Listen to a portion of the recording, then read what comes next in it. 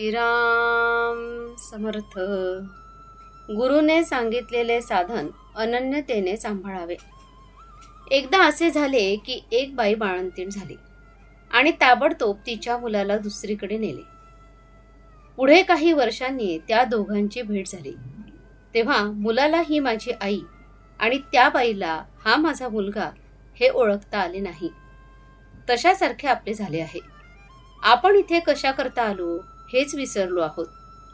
खरे म्हणजे आपण काही एका निश्चित कार्याकरता जन्मलो आहोत.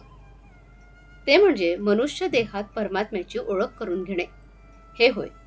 परंतु आपण विषयात पडल्यामुळे परमार्थाची ओळख विसरलो. विषयातच आनंद मानू लागलो आणि त्यातच सुख मिळावे अशी आशा करीत राहिलो. पण विषयात जर खोटे तर त्यापासून सुख तरी कसे मिळणार?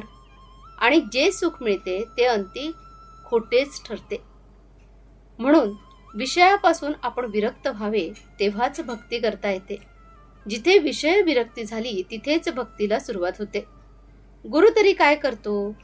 तर विषय हे खोटे आहेत, त्यात आपल्याला सुख मिळणार नाही हेच दाखवतो. म्हणून तो जे सांगेल तसे वागणे यातच आपले हित असते. गुरुने सांगितल्याशिवाय जे जे साधन कराल ते फक्त कष्टालाच कारण होईल. साधनाची कितीही आटाआटी केली आणि शरीराला कष्ट दिले तरी ते व्यर्थ जातील. कारण गुरु व्यतिरिक्त जी खटपट ती फारशी उपयोगाची नसते.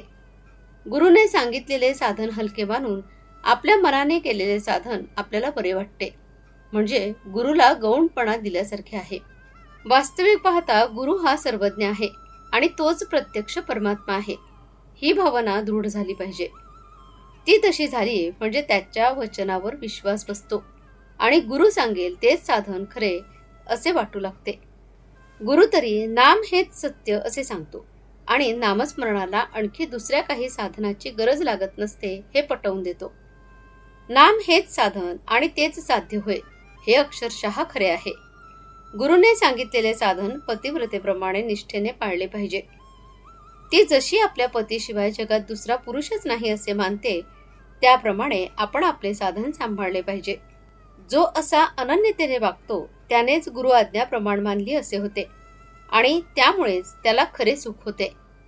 कुठेतरी आपले प्रेम असावे, कुणावर तरी आपला विश्वास असावा, कुठेतरी आपलेपणा असावा. आपण त्याचे होऊन राहावे अशी नेहमी इच्छा धरावी. जितक्या अपेक्षेने आपण प्रपंचात सुख मिळवण्यासाठी धडपड करतो तितकी सर्व अपेक्षा जर भगवंताकडे लावली तर आपल्याला सुख खात्रीने मिळेल यात शंका नाही. आजचे बोधवचन गुरु आज्ञाप्रमाणे हेच साधनातील साधन जाणं. जानकी जीवन स्मरण. जय जय राम. श्रीराम समर्थ.